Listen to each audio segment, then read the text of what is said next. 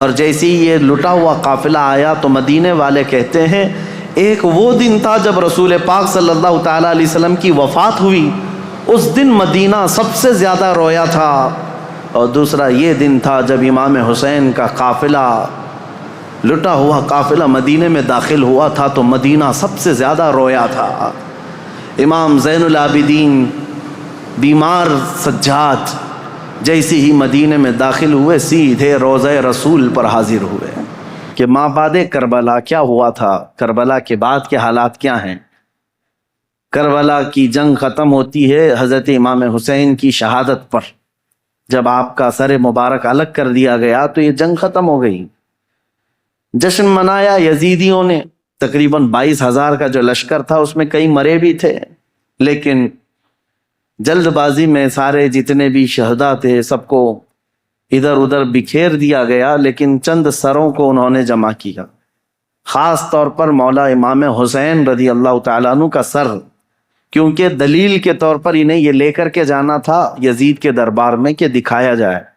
کہ ہماری جنگ بھی ہوئی اور ہم نے کاٹ بھی دیا ہے، ختم کر دیا ہے۔ کبھی کبھار انسان حیوانیت کا شکار ہو جاتا ہے اور اتنا گرتا ہے کہ جانور بھی ایسا نہیں کرتے۔ اسی لیے امام غزالی کی وہ بات یاد رکھو کہ انسان کی 3 قسمیں ہیں، کبھی افضل ہو جائے تو فرشتوں سے بھی افضل بنتا ہے، اور کبھی نیچے گر جائے تو یہ جانوروں سے زیادہ ذلیل ہو جاتا ہے۔ جانور اپنی برادریوں میں سے کسی کا ایسا بہشکار یا ایسا قتل نہیں کرتے جیسا انسان انسانیت کا کرتا ہے،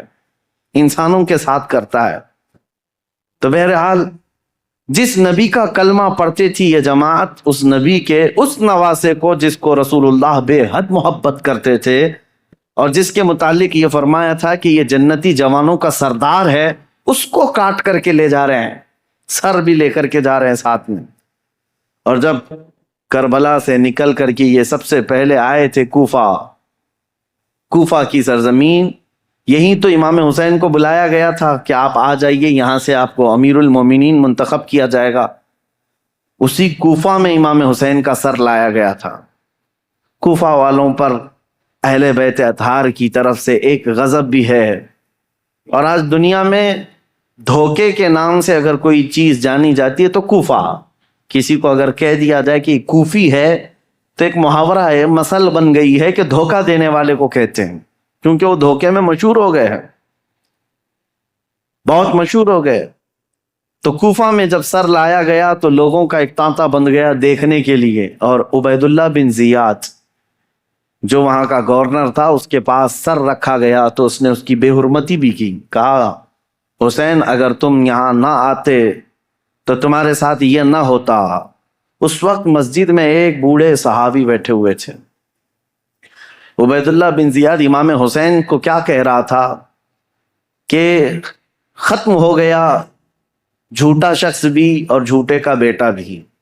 نعوذ باللہ۔ یہ سیدنا مولا علی کو بھی گالی تھی اور امام حسین کو بھی گالی تھی۔ صحابی رسول کو برداشت نہ ہوا، 80 سال کی عمر کے تھے، مسجد میں کھڑے ہو گئے، کہا وہ ابن مرجانہ، اس کی ماں کا نام مرجانہ تھا، اس کے باپ سے لوگ جب کسی کو عربی میں گالی دی جاتی تھی تو ماں کا نام لے کر کے کہتے کہ باپ کا پتہ ہی نہیں۔ وہ ابن مرجانہ کہ تو جس کے بارے میں کہہ رہا ہے وہ اس روئے زمین میں سب سے اعلیٰ، اس کا باپ سب سے اعلیٰ اور اس کا نانا سب سے اعلیٰ ہے، جس حسین کے بارے میں تو کہہ رہا ہے، اور میں گواہی دیتا ہوں اے کوفہ والو، یہ عبید اللہ بن زیاد کذاب ہے، دجال ہے، اور دجال کا بیٹا ہے، کذاب ابن کذاب ہے۔ انہوں نے اپنا حق ادا کیا، بھری محفل میں بھی حق بات کھڑے ہو کر کہہ دینا۔ عبید اللہ بن زیاد نے اس بوڑھے صحابی کو اسی مجلس میں قتل کروا دیا، 80 سال کی عمر کے تھے۔ دیکھیں ہر زمانے میں حق بات کو ایکسپٹ کرنے والے اور بڑھ چڑھ کر اعلان کرنے والے موجود رہیں گے، بزدل چاہے جتنے بھی بن جائیں، لیکن کوئی نہ کوئی مجلس میں رہے گا، کیونکہ اللہ کا دین ہے اور صبح قیامت تک اللہ حق بولنے والوں کو زندہ رکھے گا۔ پھر اس کے بعد یہ سر امام حسین کا دمشق لایا گیا، جو ملک شام کی راجدھانی ہے۔ دمشق میں یزید کا تخت خلافت تھا، وہاں پہلے ہی سے لوگوں میں اعلان ہو گیا تھا کہ کربلا میں جو جنگ ہوئی اس میں لٹا ہوا قافلہ آ رہا ہے، امام حسین کو، ان کے سر کو اور ان کے خاندان کی بیویوں کو اور ان کے بیٹوں کو قیدی بنا کر لایا جا رہا ہے۔ امام زین العابدین امام حسین کے بیٹے جو بیمار تھے کربلا میں، وہ جنگ میں میدان میں نہیں اترے، بیماری کی عالم میں ویسی رہے، اور وہ بھی چل کر کے دمشق پہنچے۔ وہاں پر بتایا گیا ہے دمشق شہر میں تاشے بج رہے تھے، ڈھول بج رہے تھے، باجے بج رہے تھے، امام حسین کا سر آ رہا ہے تو ایک جلوس کی شکل تھی، لوگ اپنی اپنی برآمدوں میں آ کر چھتوں پر کھڑے ہو کر دیکھ رہے تھے کہ یہ جلوس آ رہا ہے۔ اس عجیب حال ہے کہ شاعر نے بہت اچھے انداز میں کہا ہے کہ عجیب امت ہے، قتل کیا شبیر کا وہ بھی نعرے تکبیر کے ساتھ، یعنی ایک طرف اللہ اکبر کہنے والے ہی ہیں اور اسی رب ذوالجلال کے سب سے پیارے محبوب صلی اللہ علیہ وسلم کے نواسے کا قتل کر رہی ہے امت، اور پھر اس کے بعد اس کو گھما بھی رہی ہے۔ جب لایا گیا دمشق تو یہ حالات تھے کہ باجے بج رہے ہیں، ڈھول بج رہے ہیں، تاشے بج رہے ہیں، اور یزید کے دربار میں یہ لٹا ہوا قافلہ جب پہنچا تو یزید نے مگرمچھ کے آنسو بہائے اور کہا حسین اگر تم بغاوت نہ کرتے تو یہ حالات نہ ہوتے، اور اگر میرے سامنے آ جاتے تو میں قتل کا حکم نہیں دیتا۔ یہ سب حالات لکھے ہوئے ہیں، لیکن میرے عزیزو ایک بات ہے میں یہاں پر کلیئر کر دیتا ہوں، بعض ایسے لوگ ہیں جو تحقیقات کی بنیاد پر یہ کہتے ہیں کہ یزید تو افسوس کر رہا تھا امام حسین کے قتل پر، وہ راضی نہیں تھا۔ ہم کہتے ہیں یہ قتل ہو جانے کے بعد آنسو بہانا اور راضی نہ ہونے کا ڈھونگ کرنا یہ بات الگ ہے۔ اگر یزید حقیقت میں راضی نہیں تھا تو امام حسین کے قتل کے سلسلے میں جتنے کوفہ میں گئے تھے ان کو پکڑ کر سزا بھی تو دے سکتا تھا، لیکن سزا کسی کو نہیں دی گئی۔ اس کا کیا مطلب ہے؟ ایک طرف تم رو کر کے لوگوں کو بتا رہے ہو کہ میں اس سے راضی نہیں تھا، اگر تم راضی نہیں تھے تو عبید اللہ بن زیاد، عمر بن سعد، شمر، خولی، یہ جن لوگوں نے مولا حسین کے ساتھ ظلم کیا اور ان کے بچوں کو مارا ہے، یزید بھرے دربار میں بلا کر کہتا کہ انہوں نے میری رضا کے خلاف کام کیا ہے، رسول اللہ کے بیٹے کا قتل کیا، لہٰذا ان کا قتل ہوگا، کہیں تاریخ میں نہیں ملتا ہے۔ تو لہٰذا یہ ڈھونگ رچانا یہ ایسا ہی ہے میرے عزیزو کہ صرف اتنا بیان دے دینا کہ ہمیں کھیت ہے، ہمیں افسوس ہے، یہ تو پولیٹیشین جیسے آج بھی کرتے ہیں، سیاسی لوگ، قتل ہو جائے پورا کا پورا گاؤں جل جائے اور اس کے بعد تم ایک اسٹیٹمنٹ دے دو کہ ہمیں کھیت ہے، ہمیں افسوس ہے اس بات کا۔ تو کیا اتنا کہہ دینے سے ساری چیزیں ختم ہو جائیں گی؟ اسی لیے میں نے تقریر کی شروع میں ہی کہا لمحے نے خطا کی صدیوں نے سزا پائی۔ کبھی ایک لمحہ خطا ہو جاتی ہے اور اس کی سزا قیامت تک قائم رہتی ہے۔ یہی یزید نے کیا، 3 سالہ دور تھا اس کا، صرف تاریخ میں موجود ہے اس کی حکومت صرف 3 سال چلی، لیکن ان 3 سالوں کے اندر جو اس نے ہولناک یہ حادثہ کیا ہے تو اس کی مذمت اور اس کی وجہ سے اس پر لعنت یہ صدیوں تک جاری رہے گی۔ امام حسین کا سر مبارک جب آیا وہاں پر تو عجیب حالات تھے، کچھ صحابہ بھی وہاں موجود تھے، انہوں نے یہ روایت بھی بیان کی ہے۔ دمشق کے دربار میں جب امام حسین کا سر لایا گیا اس وقت سیدہ زینب رضی اللہ تعالی عنہا نے ایک خطبہ دیا تھا وہاں یزید کے دربار میں، پردے میں تھیں لیکن انہوں نے حالات بیان کیے تھے، وہ کرب ہے، وہ درد ہے ان کے خطبے میں، انہوں نے جھنجھوڑ رکھا تھا، حتیٰ کہ جو یزیدی دربار میں کھڑے تھے وہ بے اختیار رونے لگ گئے تھے، چاہے جیسا بھی پتھر دل ہو لیکن پگھل گیا تھا۔ تو یزید نے یہ دیکھا کہ ہمارے یہاں پر حالات خراب نہ ہو جائیں، اس نے یہ سارا نظام بند کروا دیا، لوگوں کو باہر کروا دیا۔ تو امام حسین کے سر کو بار بار وہ چھڑی لگا کر بات کرتا تھا، اور اس کے بعد تاریخ میں یہ موجود ہے کہ امام حسین رضی اللہ تعالیٰ عنہ کا سر مبارک، اس میں روایات میں اختلاف ہے، بعض نے کہا امام زین العابدین کے ساتھ مدینہ طیبہ لایا گیا، بعض میں شہر اسقلان میں رکھا گیا جو ملک شام کا ایک علاقہ ہے، تہخانے میں رکھا گیا تھا، اور تقریباً 450 سال کے بعد وہاں سے مصر لایا گیا قاہرہ میں۔ قاہرہ میں آج بھی امام حسین کا سر مبارک دفن ہے۔ جو وہاں کی تحقیقات ہیں وہ جہاں پر بھی ہے، لیکن ایک بات تو طے ہے، اللہ تبارک و تعالیٰ نے ان کے متعلق فرمایا ہے کہ ان کو مردہ نہ کہو، وہ جہاں ہیں زندہ ہیں، شہید ہیں۔ اب جب مدینے یہ قافلہ آیا تو بڑا غمگین ماحول تھا پورے مدینے کا۔ مدینے والوں کو پہلے سے خبر تھی۔ حضرت ام سلمہ رضی اللہ تعالیٰ عنہ میرے آقا صلی اللہ علیہ وسلم کی ایک زوجہ ہیں، حضور کی بیوی۔ ایک مرتبہ حضور اکرم صلی اللہ تعالیٰ علیہ وسلم بیٹھے ہوئے تھے، اچانک آپ کی آنکھوں میں آنسو آئے۔ حضرت ام سلمہ نے پوچھا، یا رسول اللہ صلی اللہ علیہ وسلم، یہ آنسو کس بات کے؟ کہا کہ مجھے جبرائیل نے آ کر یہ خبر دی ہے کہ میرے اس لخت جگر فاطمہ کے بیٹے کو میری امت شہید کر دے گی، مار ڈالے گی۔ مجھے اس بات کا قلق ہے، دکھ ہے، اور جبرائیل نے ایک شیشی میں مجھے مٹی لا کر کے دی، وہ اس کربلا کے میدان کی، اور وہ حضرت ام سلمہ کو دے دیا۔ حضور نے کہا کہ یہ شیشی سنبھال کر کے رکھنا، جس دن دیکھنا کہ اس کی مٹی لال ہو گئی تو سمجھ لینا کہ میرا بیٹا شہید ہو گیا۔ تو حضرت ام سلمہ رضی اللہ تعالیٰ عنہ اس وقت موجود تھیں، باحیات تھیں، رسول اللہ صلی اللہ علیہ وسلم کی زوجہ۔ وہ کہتی ہیں کہ وہ شیشی میں نے رکھی تھی،